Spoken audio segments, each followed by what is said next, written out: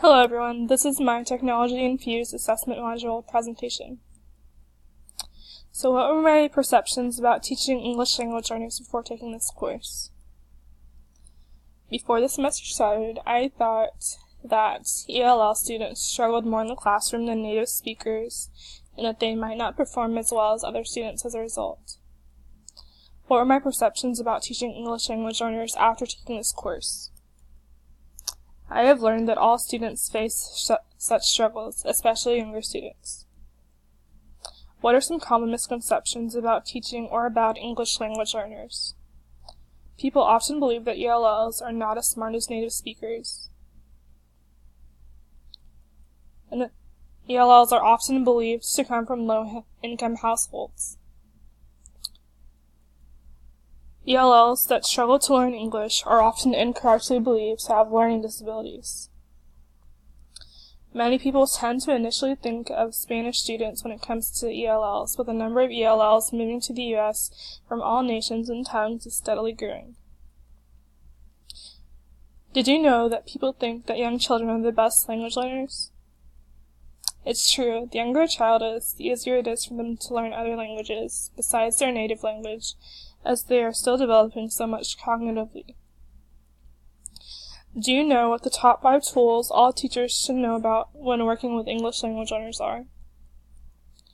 ELLs have just as much potential as other students, but can only fully reap the benefits when given the proper tools to do so. Tool number 1, comprehensible input.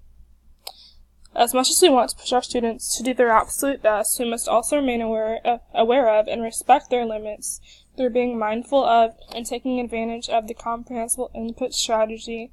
We are able to encourage growth in all of our students while not making concepts and goals unreachable for our ELL students. Tool number 2, cooperative learning. Cooperative learning is an important tool for encouraging linguistic and academic growth and success in that it builds on both BICS and CALP.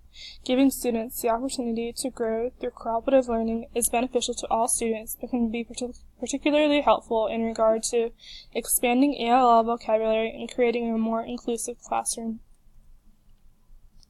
Tool number 3, building on prior experience. While we cannot pinpoint exactly what needs will need to be met prior to our first encounter with a particular class, we can know for certain that our students will have come from many different cultures and backgrounds. Through intentionality and taking advantage of many different resources and learning tools, we can provide our students with a much greater chance of success. Tool number 4, encourage parent involvement. Intentionality and keeping parents involved in their child's learning, despite language barriers that may exist, can reap great benefits in the form of parental response. Showing parents we care enough about their student success to keep them informed in the best ways we can encourage increased presence and involvement in the actual classroom when possible, as well as desire to help students meet their goals in the home environment. Tool number 5, authentic assessment. Assessment via pen and paper can be accurate for some students, but for others, outside factors can affect the end results.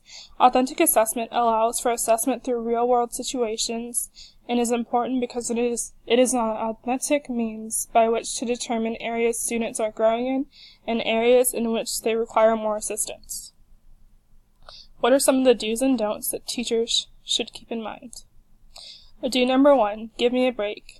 No one likes to sit quietly doing busy work for an hour. Be sure to plan breaks throughout the day to help students stay focused. Don't number 1, make assumptions. It can be easy to assume that an ELL has a learning disability if we begin to lose patience with the rate at which they are making progress, or to assume a restless student has ADHD, but we must be mindful of our role in these situations, and that it is our responsibility to take every possible course of action to see improvement before creating labels. Do number 2, show them. Demonstrations can be a major motivation factor in that it shows the goal isn't unreachable. Don't number 2, English only. One of the biggest misconceptions about the U.S. is that English is the official language, when in fact there is no official language. We should always encourage linguistic growth in both L1 and L2.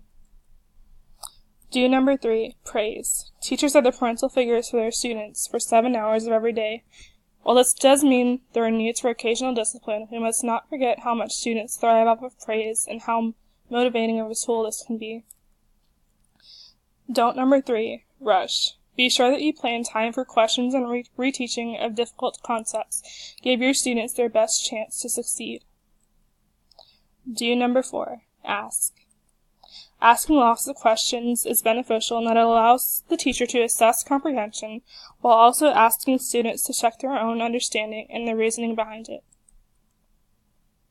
Don't number 4, lecture. Children need lots of different forms of stimulation to grow cognitively. Be sure not to put too much emphasis on lecture and to allow lots of time to hands-on practice. Do number 5, watch. We must always be observant in our classrooms, not just in case of discipline problems, but to ensure that nothing is standing in the way of our students' success and to be ready to take proper action when necessary. Don't number 5, give up. Some students will certainly need more help than others, and at times we may become frustrated at the fact that a student doesn't seem to grasp a concept very well, no matter how we try to help. But it is our job to ensure that every student is given their best chance to succeed. And that concludes my presentation. Thanks, guys.